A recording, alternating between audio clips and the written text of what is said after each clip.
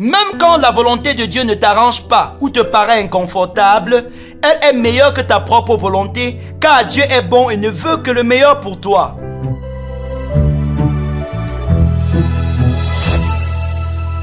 C'est un grand plaisir pour nous de nous retrouver ce matin autour d'un traditionnel breakfast. Celui d'aujourd'hui s'intitule « Que faire quand la volonté de Dieu ne vous arrange pas ?» et est inspiré de Actes 20, versets 22 à 24, qui dit ceci.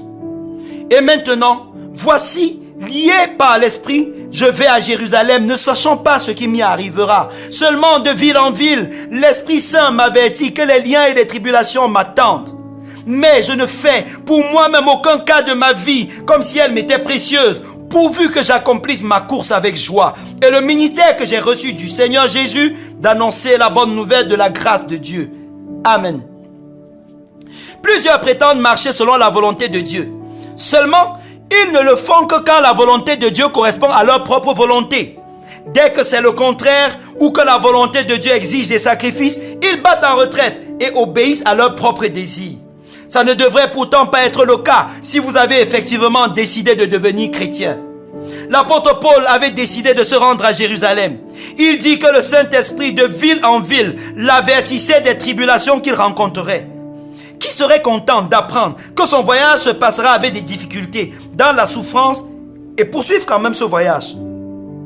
Quoique ce que Dieu prévoyait n'avait rien de plaisant, l'apôtre Paul ne céda pas au désir de rester dans le confort.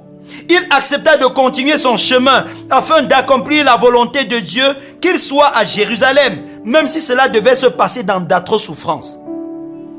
Voulez-vous faire la volonté de Dieu? Elle ne sera pas toujours agréable pour vos sens. Elle paraîtra parfois illogique pour votre intelligence et au regard de vos projets. Elle impliquera parfois des sacrifices vitaux. Mais comme Dieu est sage et rempli de bonté, sa volonté sera toujours meilleure que la vôtre. Même si des gens prétendent vous aimer, leur volonté pour vous ne sera jamais meilleure que celle de Dieu, qu'importe ce que ça paraît vous coûter. Quand Jésus était face à la croix, la douleur à venir était effroyable. Il aurait voulu l'éviter, mais il préféra se soumettre. C'est donc en imitation de son modèle que l'apôtre Paul accepta d'aller à Jérusalem, malgré l'avertissement au sujet des tribulations. Paul déclare qu'il n'a fait de sa vie aucun cas, car ce qui importe, c'est d'obéir à l'appel de Dieu pour sa vie. Votre volonté et celle de Dieu sont loin d'être identiques. Si jusqu'aujourd'hui elles ont coïncidé, sachez que les temps viendront où elles seront opposées.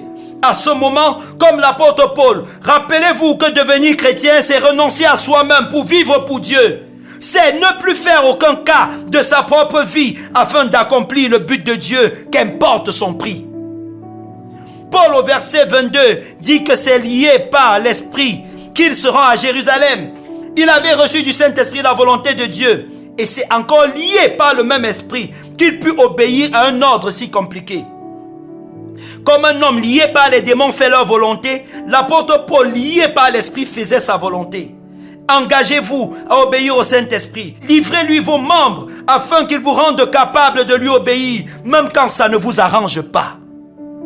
Amen. Prions ensemble. Élevez et exaltez le Dieu de bonté ce matin. Dites à Dieu qu'il est bon. Que même si ce qu'il fait ne vous arrange pas, il reste bon quand même. Même si ce qu'il vous demande de faire ne vous arrange pas, il est toujours bon. Proclamez la bonté de Dieu et sa justice. Proclamez sa sainteté, il est un Dieu qui ne se trompe jamais. Demandez pardon au Seigneur pour toutes les fois où la peur de la souffrance, la peur de l'avenir vous a empêché de prendre de grandes décisions pour lui.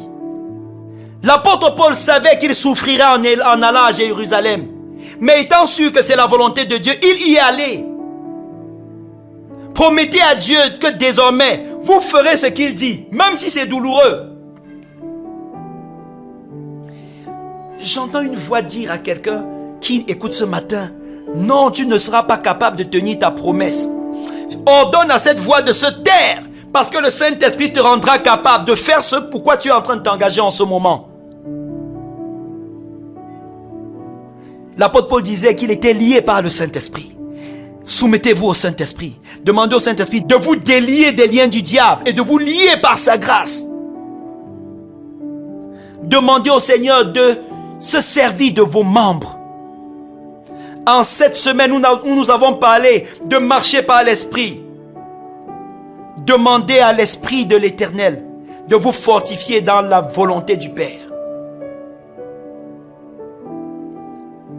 Que toute voix qui vous effrayait, qui calomniait la voix du Seigneur, qui vous donnait l'impression que Dieu ne vous aime pas, qui vous donnait l'impression que ce que Dieu vous demande est impossible, que cette voix se taise au nom de Jésus.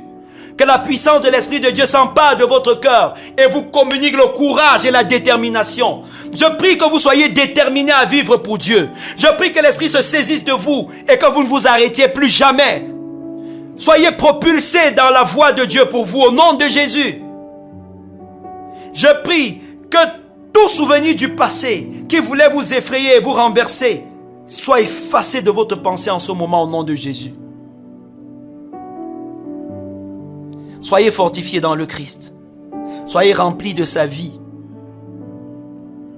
Qu'il guérisse toute personne qui est en train de suivre ce breakfast.